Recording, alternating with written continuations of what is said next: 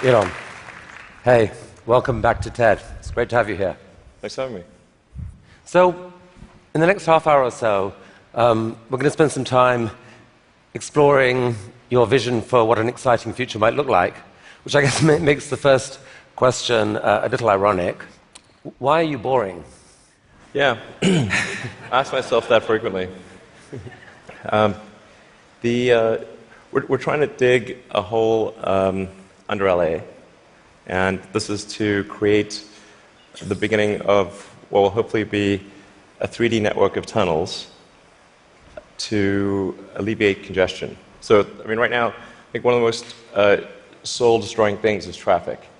It affects people in every part of the world.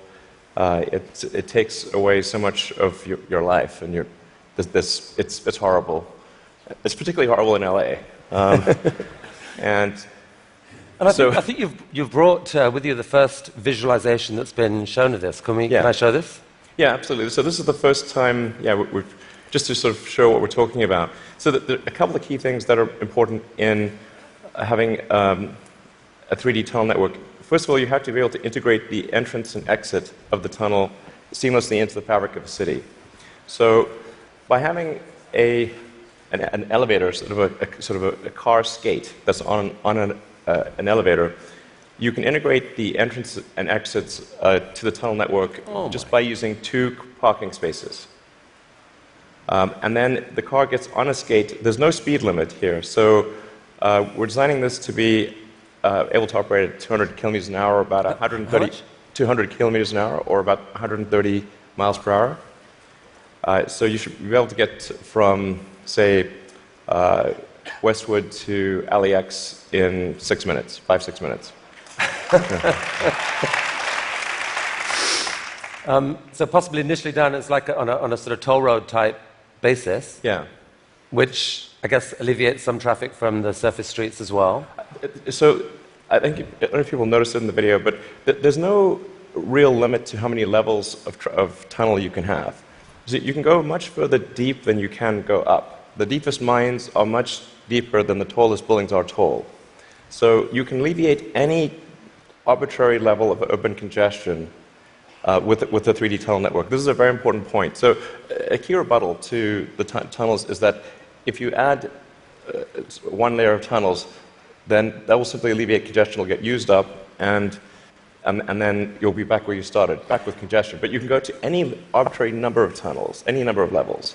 But people assume traditionally it's incredibly expensive to dig, and that would block this idea. Yeah. Well, they're right. To give you an example, the LA subway extension, which is, I think it's a 2.5-mile extension, that was just completed for $2 billion. So it's roughly $1 billion a mile to do the subway extension in LA. And this is not the highest utility subway in the world. It's quite difficult to dig tunnels normally. I think we need to have at least a 10-fold improvement in the cost per mile of tunneling. And how could you achieve that? I guess, actually, if you just do 2 things, you can get to approximately an order of magnitude improvement, and I think you can go beyond that. So the first thing to do is to cut the tunnel diameter by a factor of 2 or more. So a single road lane tunnel would, according to regulations, has to be 26 feet, maybe 28 feet in diameter to allow for crashes and emergency vehicles and sufficient ventilation for combustion engine cars. But if you shrink that diameter to what we're attempting, which is 12 feet, which is plenty to get an electric skate through, you drop the diameter by a factor of 2 and the cross-sectional area by a factor of 4. So, and the tunneling cost scales with the cross-sectional area. So that's roughly a half order of magnitude improvement right there. Then tunneling machines currently tunnel for half the time, then they stop, and then the rest of the time is putting in reinforcements for the tunnel wall. So if you design the machine instead to do continuous tunneling and reinforcing, that'll give you a factor of 2 improvement. Combine that, and it's a factor of 8. Also, these machines are far from being at their power or thermal limit. So you can jack up the power to the machine substantially. I think you can get at least a factor of 2, maybe a factor of 4 or 5 improvements on top of that. So I think there's a fairly straightforward series of steps to get somewhere in excess of an order of magnitude improvement in the cost per mile. Our target actually is we've got a pet snail called Gary. This is from Gary the snail from South Park. I mean, sorry, SpongeBob SquarePants. So Gary is capable currently he's capable of going 14 times faster than a tunnel boring machine. Okay. You want to beat Gary? We want to beat Gary. Yeah. He's not a patient little fellow, and we want that will be victory. Victory is beating the snail. But a lot of people dreaming about future cities, they imagine that actually the solution is sort of flying cars, drones, etc. You go above ground. Why isn't that a better solution? You save all that tunneling cost. Right. I'm in favor of flying things. Obviously, I do rockets, so I like things that fly. This is not some inherent bias against flying things, but there is a challenge with flying cars in that they'll be quite noisy. The wind force generated will be very high. Let's just say that if something's flying over your head, if there are a whole bunch of flying cars going all over the place, that is not an anxiety-reducing situation. You don't think to yourself, well, I feel better about today. You're thinking, like, did they service their hubcap? Or is it going to come off and guillotine me as they're flying past? And so you've got this vision then, future cities with these rich 3D networks of tunnels underneath. Is there a tie-in here with Hyperloop? Could you apply these tunnels to use for this Hyperloop idea you released a few years ago? Yeah, so we've been sort of puttering around with the Hyperloop stuff for a while. We built a Hyperloop test track adjacent to SpaceX just for a student competition to encourage innovative ideas in transport. It actually ends up being the biggest vacuum chamber in the world after the Large Hadron Collider by volume. It was sort of quite fun to do that, but it was kind of a hobby thing. And then we think we might. So we developed a little pusher car to push the student pods, but we're going to try seeing how fast we can make the pusher go if it's not pushing something. Huh. So, I mean, like, sort of cautiously optimistic we'll be able to be faster than the world's fastest bullet train, even in a 0.8-mile stretch. Whoa. Good brakes. Yeah. I mean, it's either going to smash into tiny pieces or. But you can picture then a Hyperloop in a tunnel, yes, running quite long distances. Exactly. So in looking at tunneling technology, it turns out that in order to make a tunnel, you have to, in order to seal against the water table, you've got to typically design a tunnel wall to be a good to about 5 or 6 atmospheres. So to go to vacuum is only 1 atmosphere, or near vacuum. So actually, it sort of turns out that automatically, if you build a tunnel that is good enough to resist the water table, it is automatically capable of holding vacuum. Huh. So, yeah. And so you can actually picture this, like what kind of length tunnel is in Elon's future to running Hyperloop? Yeah, I think there's no real length limit. You could dig as much as you want. I think if you were to do something like a DC to New York Hyperloop, I think you'd probably want to go underground the entire way because it's a high density area. You're going under a lot of buildings and houses, and if you go deep enough, you cannot detect the tunnel. Sometimes people think, well, it's going to be pretty annoying to have a tunnel dug under my house. Like, if that tunnel is dug more than about 3 or 4 tunnel diameters beneath your house, you will not be able to detect it being dug at all. In fact, like if you're able to detect the tunnel being dug, whatever device you're using, you can get a lot of money for that device from the Israeli military, who is trying to detect tunnels from Hamas, and from the U.S. Customs and Border Patrol that trying to detect drug tunnels. So the reality is that Earth is incredibly good at absorbing vibrations, and once the tunnel depth is below a certain level, it is undetectable. Maybe if you have a very sensitive seismic instrument, you might be able to detect it. So you've started a new company to do this called The Boring Company. Very nice, very funny. What's funny about that? How much of your time is this? It's maybe 2 or 3%. You've called it a hobby. This is what an Elon Musk hobby looks like.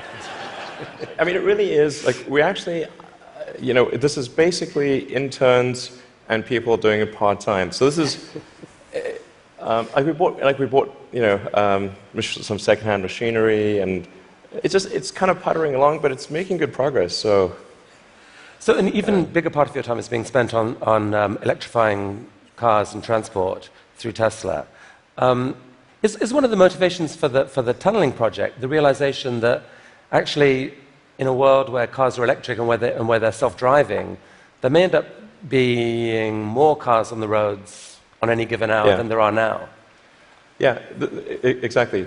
A lot of people think that when you make cars autonomous, that they'll be able to go faster and that will alleviate congestion.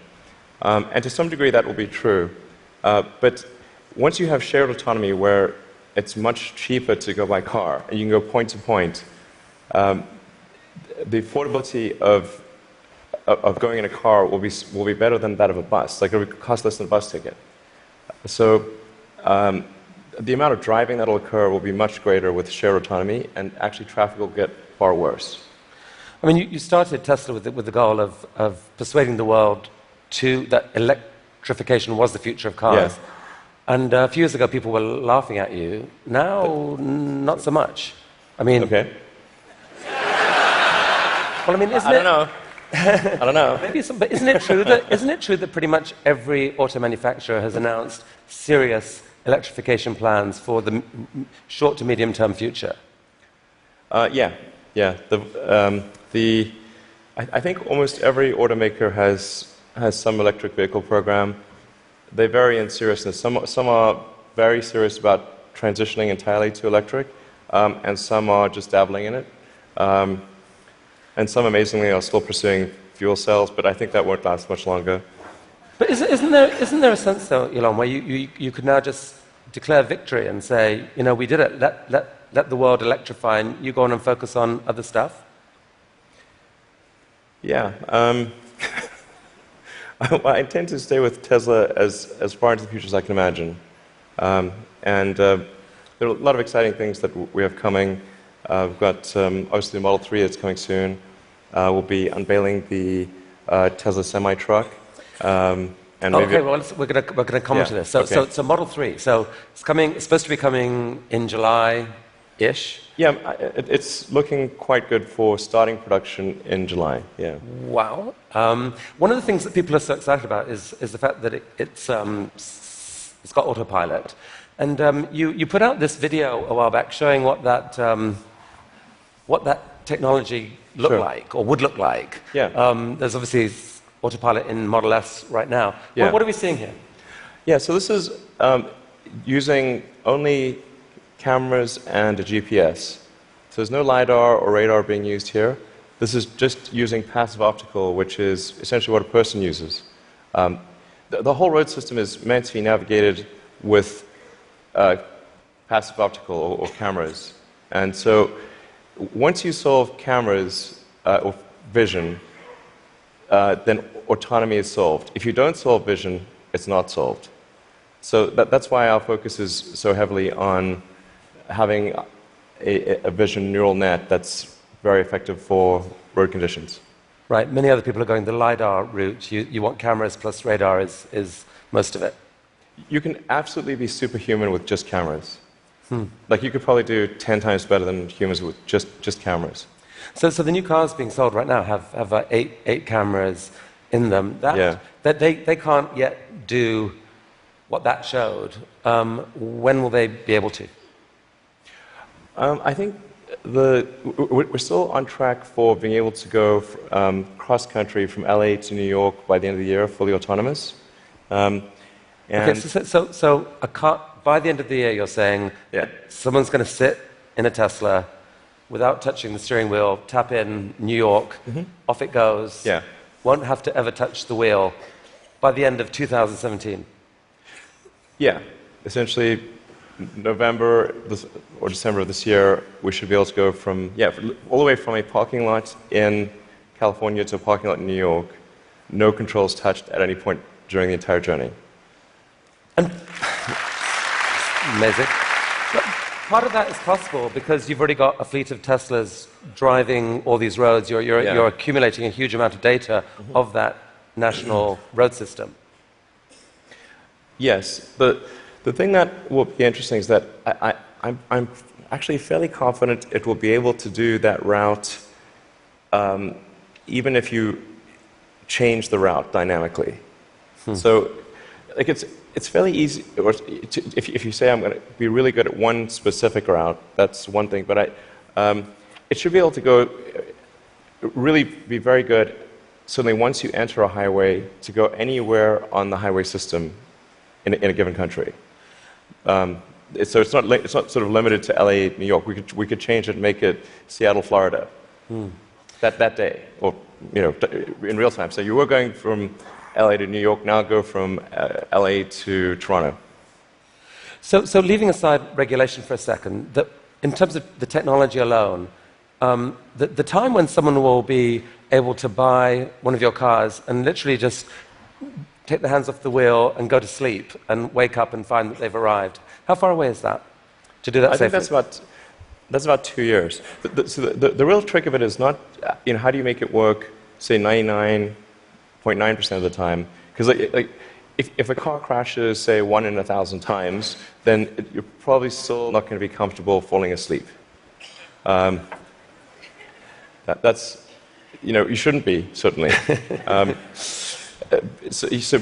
But by the same time, it's never going to be perfect. No system is going to be perfect.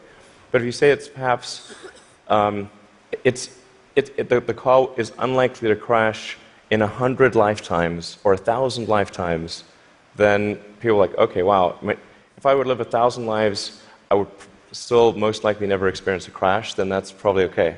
To sleep. Maybe, I guess a big concern of yours is that people may actually get seduced too early to think that this is safe, and that you'll have some horrible incident happen that puts things back. Well, I think that the autonomy system is likely to at least mitigate the crash, except in rare circumstances. The thing to appreciate about vehicle safety is this is probabilistic. Right. So that there's some chance that any time a human driver gets in the car that they will have an accident. That is their fault. It's never zero. And so the key threshold for autonomy is how much better does autonomy need to be than a person before you can rely on it. But once you get that literally safe hands-off driving, the power to disrupt the whole industry seems massive, because at that point you've spoken of people being able to buy a car, drops you off at work, and then you let it go and provide a sort of Uber-like service to other people, earn you money, maybe even cover the cost of your lease of that car. Exactly. So you can kind of get a car for free. Is that really likely? Yeah, absolutely. This is what will happen. So there will be a shared autonomy fleet where you buy your car and you can choose to use that car exclusively. You could choose to have it be used only by friends and family, only by 5-star other drivers who are rated 5-star. You can choose to share it sometimes, but not other times. That's 100% what will occur. It's just a question of when. Wow. So you mentioned the Semi, and I think you're planning to announce this in September. But I'm curious whether there's anything you could show us today. I will show you a teaser shot of the truck. Teaser shot. It's live. Okay. No, that's definitely a case where we want to be cautious about the autonomy features. Yeah.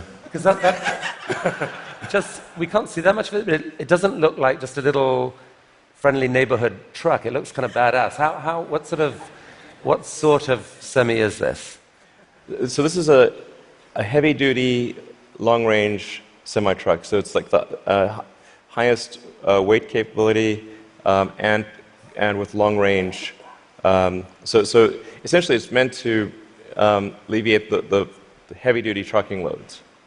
Right. And this is something which people do not today think is possible, to think the truck doesn't have enough power or it doesn't have enough range. And then with the Tesla Semi, we want to show that an electric truck actually can out-torque any diesel semi.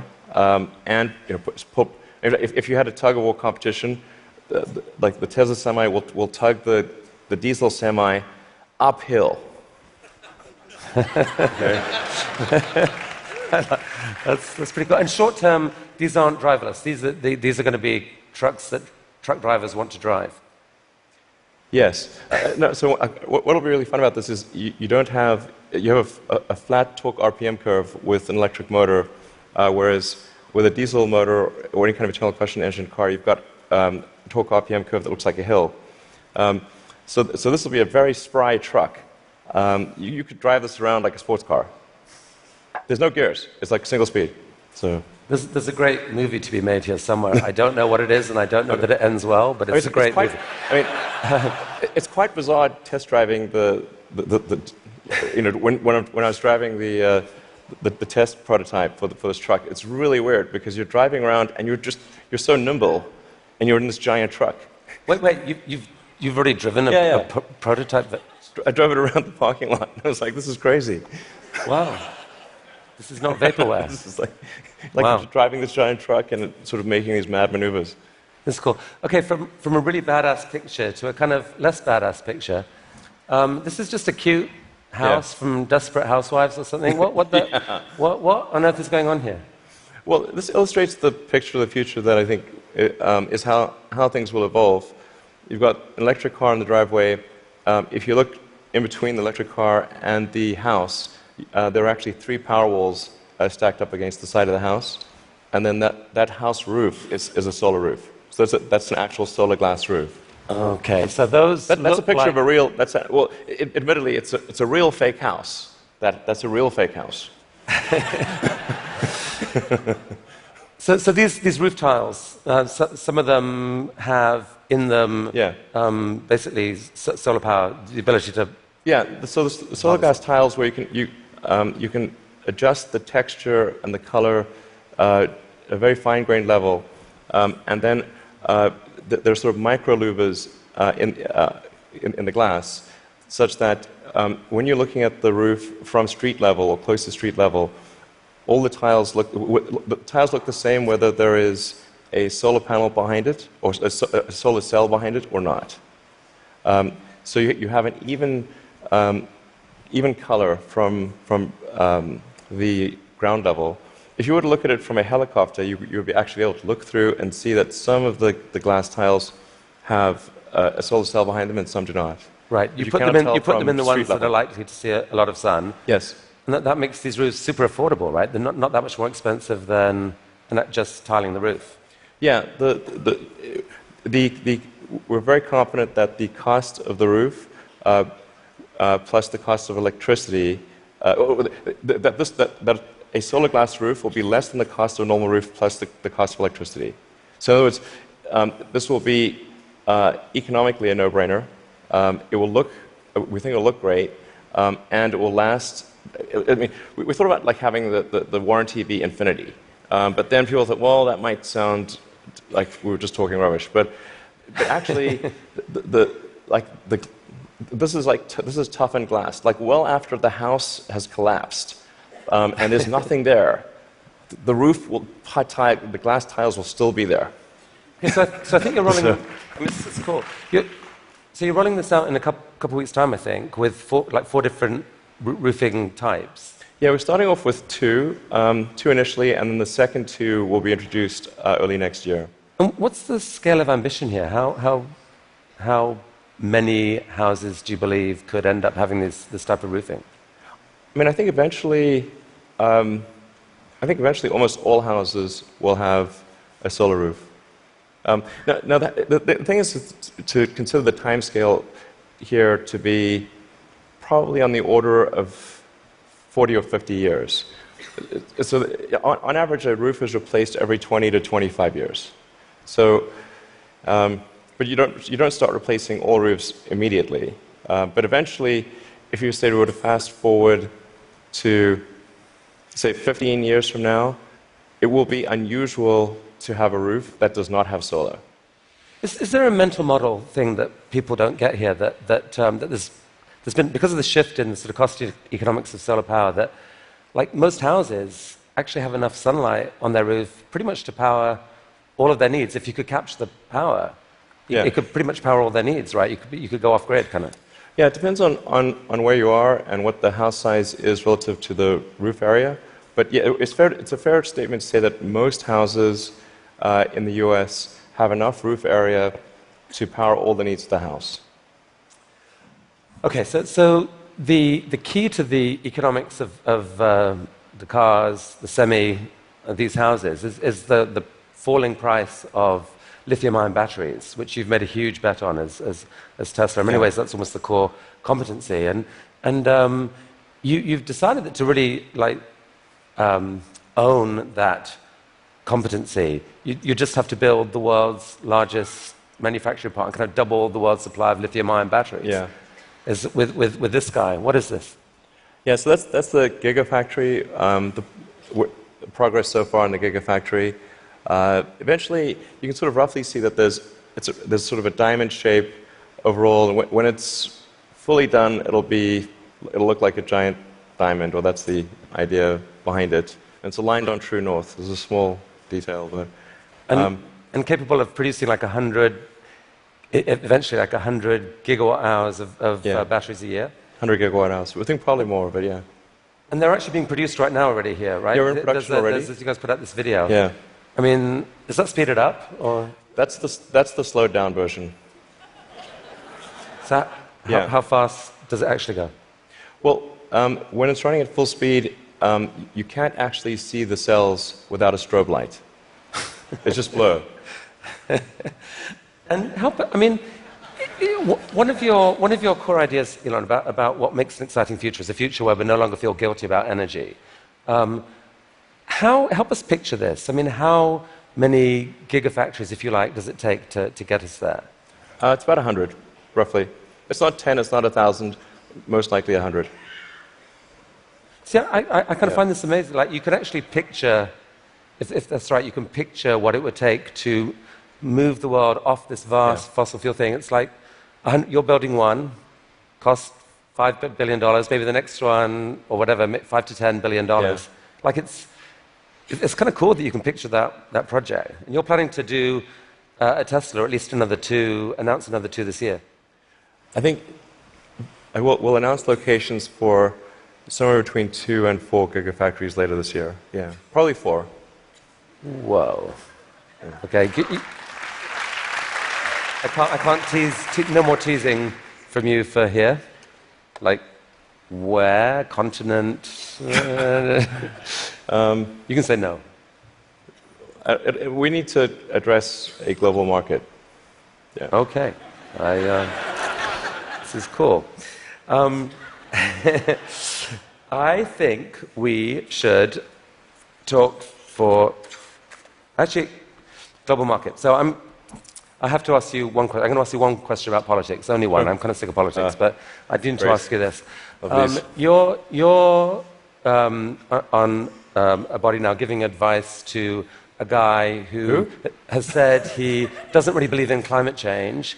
And there's a lot of people out there who kind of think you shouldn't be doing that. They'd like you to walk away from that. What would you say to them? Well, I think that first of all, I'm just on 2 advisory councils where the format consists of going around the room and asking people's opinion on things. And so there's like a meeting every month or 2. that's the sum total of my contribution. But I think to the degree that there are people in the room who are arguing in favor of doing something about climate change, or other certain social issues. I've used the meetings I've had thus far to argue in favor of immigration and in favor of climate change. And if I hadn't done that, that wasn't on the agenda before. So maybe nothing will happen, but at least the words were said. Okay. So let's talk SpaceX and Mars. Last time you were here, you spoke about this, what seemed like a kind of incredibly ambitious dream to develop rockets that are actually reusable. And you've only gone and done it. Yeah. I mean, talk us through this. What are we looking at here? Yeah, so this is one of our rocket boosters coming back from very high and fast in space. So just delivered the upper stage at high velocity. I think this may have been sort of a Mach 7 or so delivery of the upper stage. Yeah. So that was a sped up. That's the slowed down version. Yeah. That was the sped up version. But I mean, that's amazing. And several of these failed before you finally figured out how to get to do it. But now you've landed. You've done this 5 or 6 times. I think we're on 8 or 9 or something. Yeah. And for the first time, you've actually reflown one of the rockets that landed. So we landed the rocket booster, and then prepped it for flight again and flew it again. So it's the first reflight of an orbital booster where that reflight is relevant. So it's important to appreciate that reusability is only relevant if it is rapid and complete. Right. So like an aircraft or a car, the reusability is rapid and complete. You do not send your aircraft to Boeing in between flights. Right.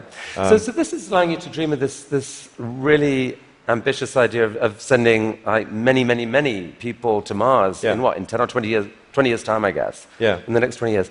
And you've designed this outrageous rocket to do it. Help us understand the scale of this thing. Well, I think visually you can see that's person. Yeah, and that's the vehicle. So if that was a skyscraper, that's like a 40. Did I read that? 40 stories. Yeah, maybe a little more. Yeah. The thrust level of this is really this configuration is about 4 times the thrust of the Saturn V moon rocket. 4 times the thrust of the biggest rocket humanity ever created before. Yeah. I mean, as one does. Yeah. I mean, in units of 747, 747 is only about a quarter million pounds of thrust. So so there are for every 10 million pounds of thrust, there's 47. So this would be the thrust equivalent of 120 747s, with all engines blazing. And so even with a machine designed to escape Earth's gravity, I think you told me last this thing could actually take a fully loaded 747, people, cargo, everything, into orbit. Exactly. This can take a fully loaded 747 with maximum fuel, maximum passengers, maximum cargo on the 747. This can take it as cargo. So based on this, you presented recently this interplanetary transport system, which is visualized this way. And this is a scene you picture, in 30 years' time, 20 years' time? People walking into this rocket. I mean, I'm hopeful it's sort of in the 8 to 10 year time frame. Aspirationally, that's our target. Our internal targets are more aggressive, but I think,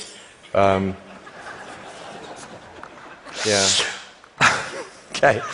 So this vehicle seems quite large, and is large by comparison with other rockets. I think the future spacecraft will make this look like a rowboat. I mean, this is the future spaceships will be truly enormous. Why, Elon? Because why do we need to build a city on Mars with 1 million people on it in your lifetime, which I think is kind of what you've said you'd love to do. Yeah, I think it's important to have a future that is inspiring and appealing. I mean, I just think that there have to be reasons that you get up in the morning and you want to live. Like, why do you want to live? What's the point? What inspires you? What do you love about the future? And if we're not out there, if the future does not include being out there among the stars and being a multi-planet species, I find that it's incredibly depressing if that's not the future that we're going to have.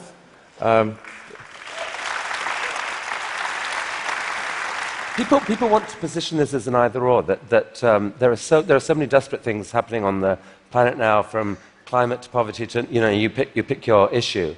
And this feels like a distraction. You shouldn't be thinking about this. You should be solving what's here and now. And to be fair, you've done a fair old bit to actually do that with your work on sustainable energy. But why not just do that?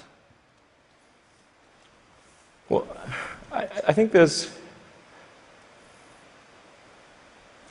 I look at the future from a standpoint of the probabilities. It's like a branching stream of probabilities. And there are actions that we can take that affect those probabilities, or that accelerate one thing or slow down another thing, introduce something new to the probability stream.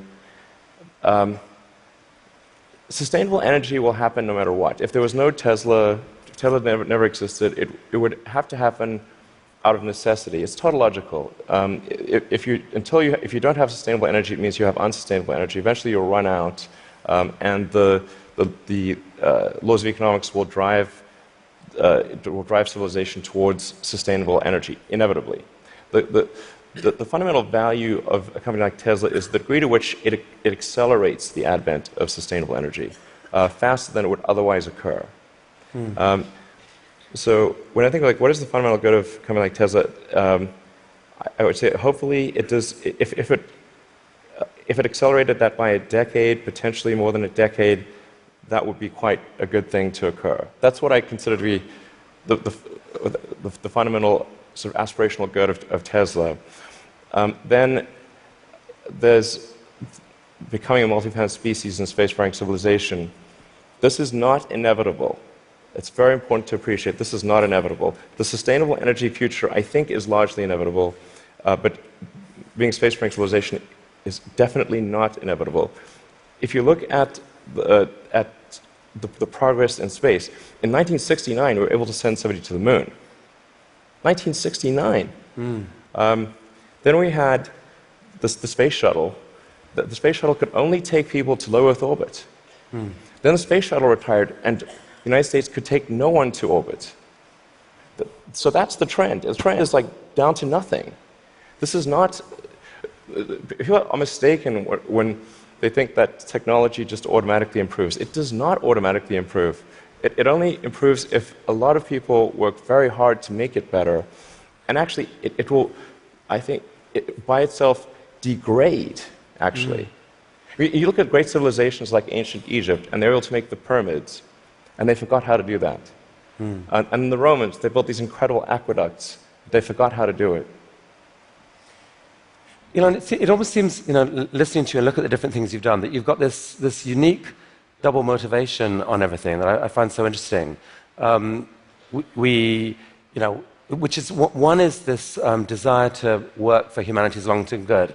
The other is this desire to do something exciting. And it's often, it feels like you feel like you need the one to drive the other. With Tesla, you want to have sustainable energy, so you make these super sexy, exciting cars to do it. Solar energy, we need to get there, so we need to make these beautiful roofs. We haven't even spoken about your newest thing, which we don't have time to do, but you want to save humanity from bad AI, and so you're going to create this really cool brain-machine interface to give us all infinite memory and telepathy and so forth. And on Mars, it feels like what you're saying is, yeah, we need to save humanity and have a backup plan, but also we need to inspire humanity, and this is a way to inspire. I think the value of beauty and inspiration is very much underrated, no question. But I want to be clear. I'm not trying to be anyone's savior. That is not the... I'm just trying to think about the future and not be sad. Beautiful statement.